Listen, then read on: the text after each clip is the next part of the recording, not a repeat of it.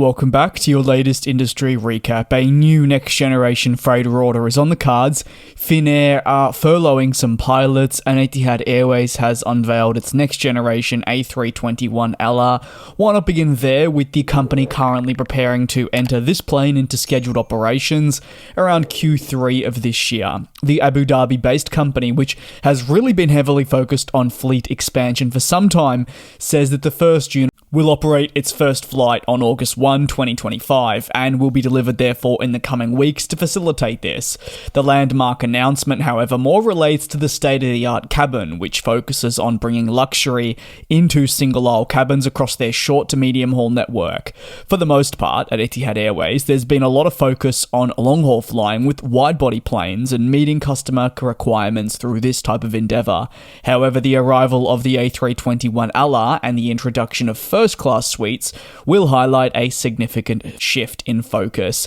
Etihad has confirmed again that its first unit will arrive in the coming weeks and will enter scheduled passenger services at the beginning of August. The first delivery is part of 10 in total that the company expects to occur across the remainder of the 2025 calendar year.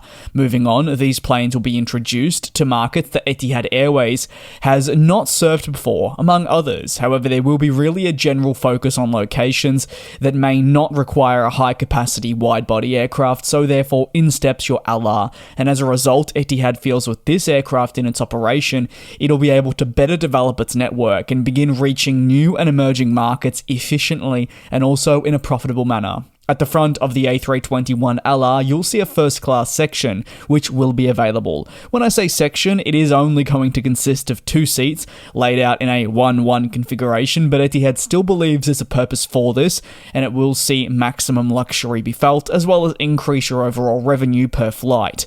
For Etihad Airways, even with only 2 seats, they believe that maintaining consistency in the product right across their commercial aircraft portfolio is ultimately of great importance to the business, irrespective of the type of aircraft we're talking. These first-class seats prioritize privacy while also feature the latest amenities, including wireless charging pads, a large 4K entertainment screen, and other features that would be found in first class. Behind that, you'll see 14 business class pods, as they are being labelled, also arranged in a 1-1 config, cementing the LR's configuration as being certainly more focused on premium than just being all economy, which you would typically find on a single aisle with many other international airlines. Maybe I am forgetting the, say, 6 or 8 upper class seats that are really not to the same standard of what Etihad Airways is looking to do with a really enclosed and private space. Towards the rear of the plane, you'll have 114 seats in economy, but 36 of these will offer extra legroom. Ultimately, there is a great importance to the airline of having a state-of-the-art cabin, whether this ranges from just the 2 seats in first class to economy. They want to make sure that the plane's single-aisle quality does not compromise its customer base. Over to the next story, and Finnair has confirmed it will make the difficult decision to furlough employees for a period lasting around a year. The Finland-based company confirms that 36 pilots who specialize in operating long-haul flights will be furloughed from September at the earliest until at least May 2026, with this window potentially widening. Finnair states that the industrial action is impacting their ability to operate its long-standing and also highly valuable, it must be said, wet lease operation for other airlines, which is necessary during specific seasons and/or periods. The carrier is aware that this situation is unfortunate, but it recognizes that due to the unreliability of this type of operation, some pilots need to be furloughed if changes in collaborative efforts are to continue occurring. Finnair focuses on operating really 2 routes for a partner as a wet leased operator, and the ongoing industrial action witnessed by the Finnair Pilot Union has impacted their ability to do this. But who does Finnair help? That is the all-important question, considering we're seeing 36 pilots now being placed in this position. Well, it mainly relates back to Australia, where it has been helping flag carrier and also so conveniently fellow oneworld partner Qantas. 2 additional Airbus A330s have been in the land down under for some time, helping the Qantas operation as the carrier partnered with Finnair to meet increased demand that was being witnessed. OH-LTS and OH-LTR were the 2 Finnair A330-300s stationed in Sydney, Australia, operating international services primarily to Asian markets in conjunction with Qantas. Both of these aircraft were delivered within 2 months, ranging from December 2009 to February 2010, and therefore among the middle-aged A330s in the fleet. Over to the last story, and Riyadh Air is nearing its next commercial aircraft order, but its horizons are firmly set beyond that, with a focus on freighter aircraft.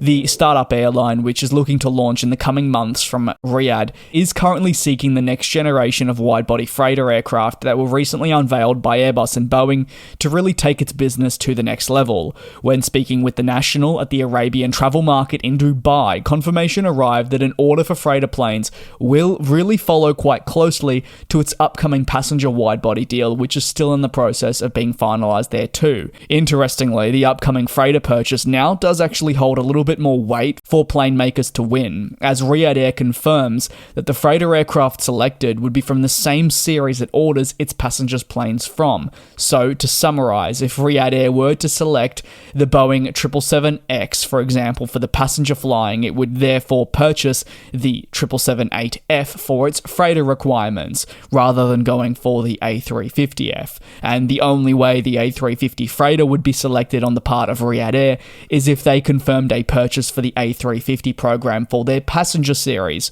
flying first. A decision to stick with one plane maker, and more specifically an aircraft family for passenger and freighter needs, is really Riyadh Air responding to the need for continuity across its business, which it believes to be very important. Riyadh Air has made its intentions clear about the upcoming commercial airplane order many times, and that is the A350 and or 777X will be the planes designated to fill that requirement. The upcoming carrier, which recently postponed its launch to late 2025 due to delivery delays, is considering an order for what would be around 50 jets.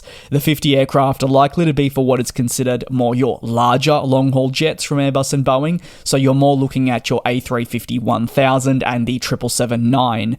For Riyadh Air, securing this purchase is essential for them developing their fleet moving forward and making sure that as each year progresses, they continue to have more aircraft arrive, allowing them to expand their network for what is still a new airline. Given the complications in the certification for the 777X model, it remains unclear if this is going to play a role in the eventual direction it does seem to head, but reporting on the airline's interest has continued to intensify, and discussions in 2024 suggested that we would receive that decision this year, and we seem to still be on track for that, permitting there are no further hiccups between now and say the next 2 to 3 months.